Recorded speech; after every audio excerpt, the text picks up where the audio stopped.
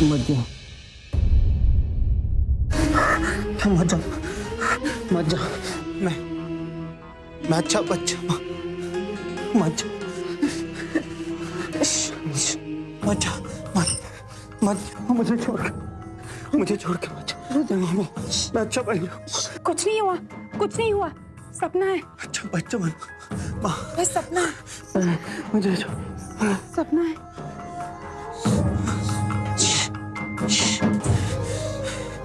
शांत शांत।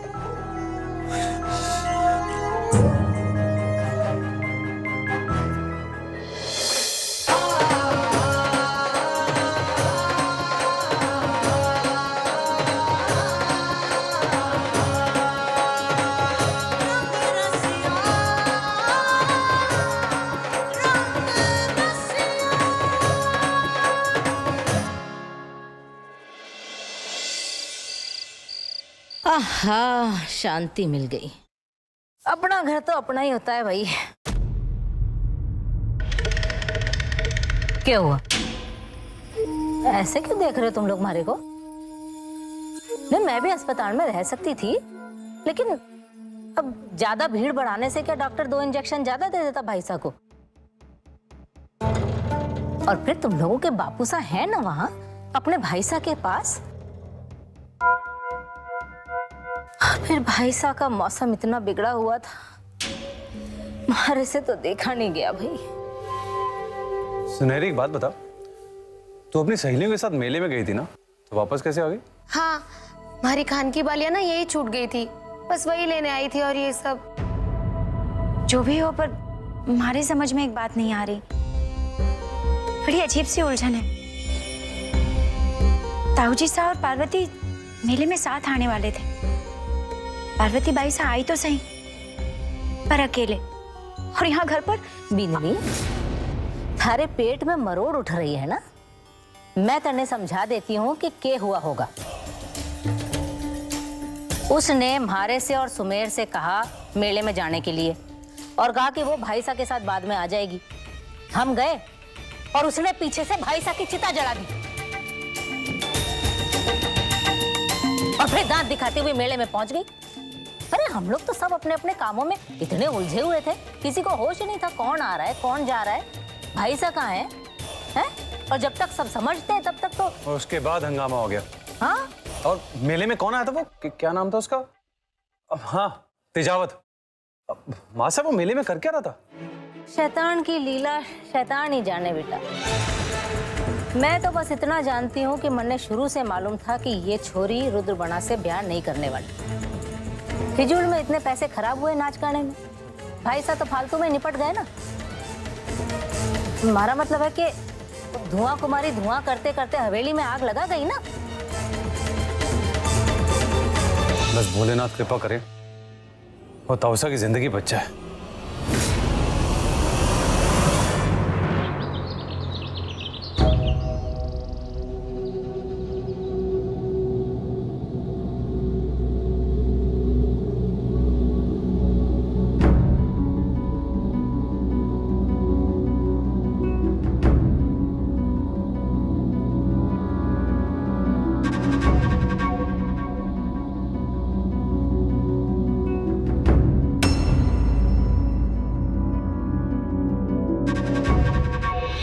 क्या कर रही है?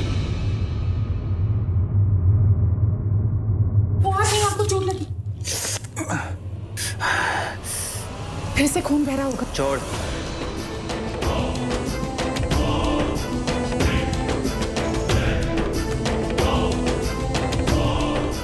आप कल रात बहुत बुरी हालत में थे।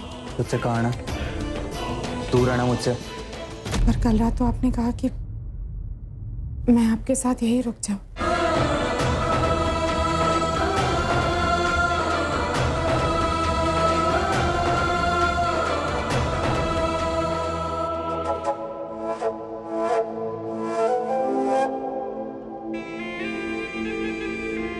अमन, वो तेजावत का कुछ पता चला? देख, मुझे वो ठाकुराइन से कोई लेना देना नहीं है।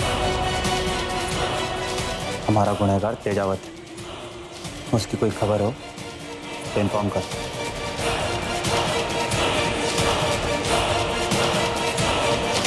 मैं जानती हूँ कि आपको ठाकुरायन मासा से कोई लेना देना नहीं है, लेकिन मेरा भरोसा करो, ठाकुर सा की इस गद्दारी में उनका कोई हाथ नहीं है।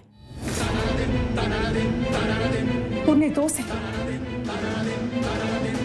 ठाकुरायन मासा तो आज तक तो उन्होंने कोई गलत काम नहीं किया। मैं जानती हूँ कि आप क्या सोच रहे हो, कि आज तक हमारी हर बात गलत निकली है, लेकिन ठाकुर सर ने खुद हमारे से कहा कि ठाकुरायन मासा को इस सब के बारे में कुछ नहीं पता। मासा क्यों बुला रही है? मासा क्यों बुला रही है उन्हें? क्योंकि वो हमारी माँ जैसी है।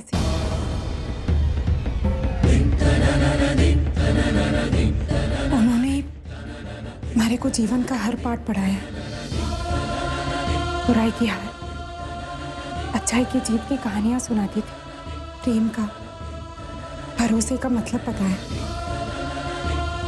भोलेनाथ की भक्ति, उनकी पूजा करना, ये सब ठाकुरायन मासा ने तो हमारे बस बस कर।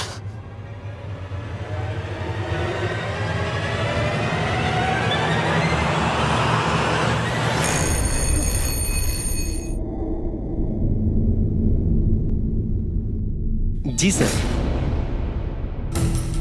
चाय लेके आ।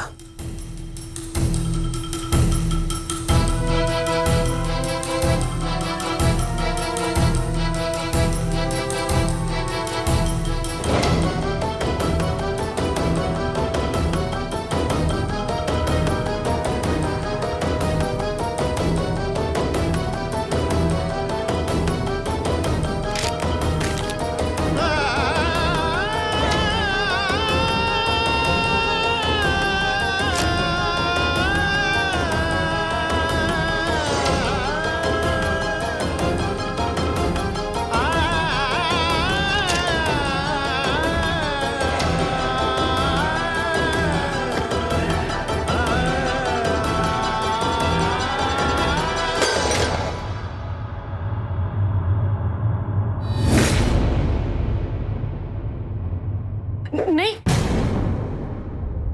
आपके हाथ में चोट लगी है, मैं उठा देती हूँ।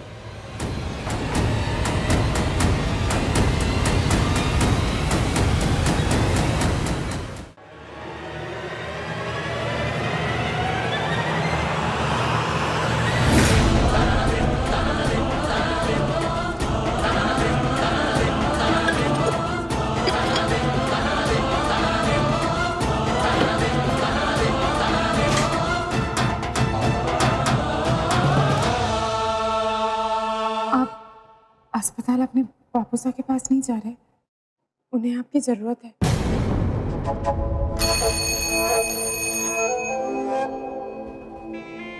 इसे किसी दूसरे कमरे में लेकर जा, खाना पीना जो मांगे दे दे, बस इस कमरे से बाहर रख, लेकर जा इसे।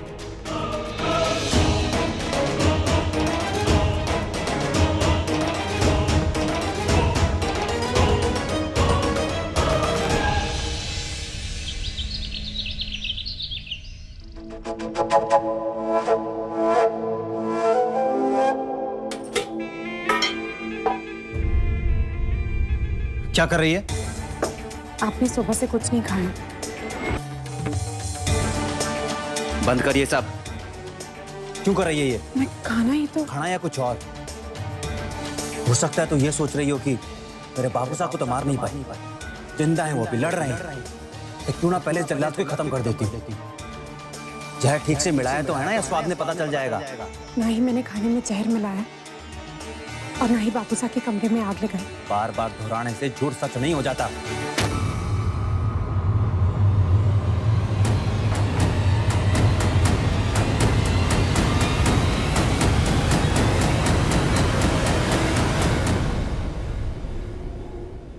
अब विश्वास हुआ, अब तो आप खा सकते हैं ना।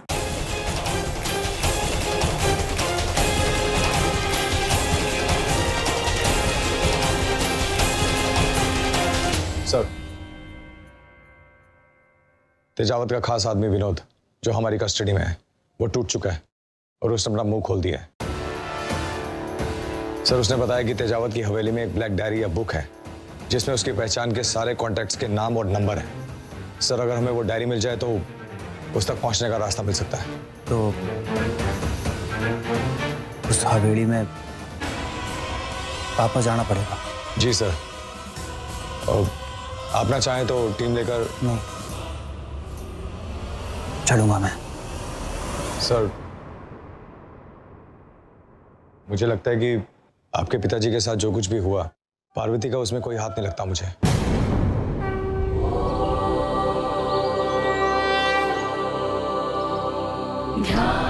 नित्यं महेशं रजतगिरिनिभं चारुचन्द्रावसन्तं रत्नाकल्पोज्ज्वलाङ्गं परशुमृगवराभीतिहस्तं प्रसन्नम्।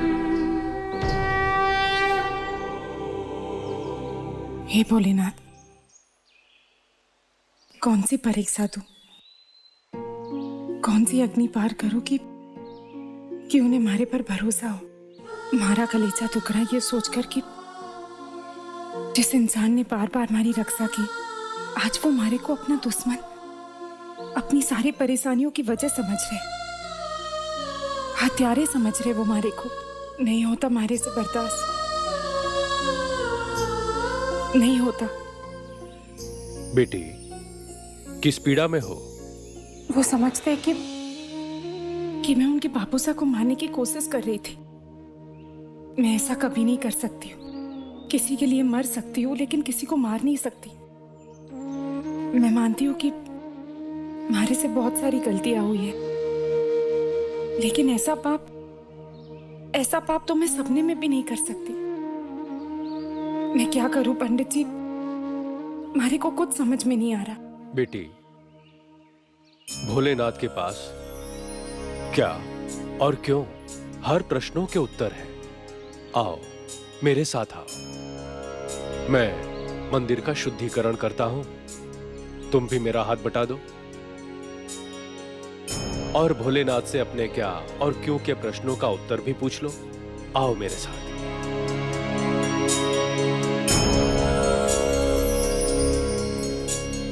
जानती हो बेटी, शिव जी को भक्त लोग भोलेनाथ के नाम से क्यों पुकारते हैं? क्योंकि वो भोले हैं, बहुत सीधे हैं और उतने ही क्रोधी।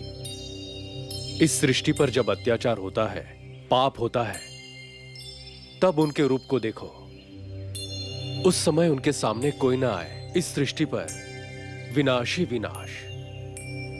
इसी रूप का नाम है रुद्र। यही भोलेनाथ जब अपने रुद्र रूप में होते हैं तो तीनों लोकों के संभाले भी नहीं संभलते। एक बार भोलेनाथ पार्वती जी से भी रुष्ट हो गए थे। पार्वती जी? हाँ, मैया पार्वती से भी उनसे कुछ भूल हो गई थी, वो भी अनजाने में। तो फिर शिव जी आ गए रुद्र रूप में। फिर भला वो कहां किसी की सुनते हैं। जैसे वो हमारी नहीं सुनते। भोलेनाथ हठी थे तो पार्वती जी भी उनसे कम नहीं थी। भोलेनाथ जहां जहां जाते पार्वती जी साथ जाती। सृष्टि के अंतिम छोर तक उनके साथ थीं। पार्वती जी दया की भीख मांगती रही, रोती रही, गिड़गिड़ाती रही, पर उन्होंने भोलेनाथ का साथ नहीं छोड़ा।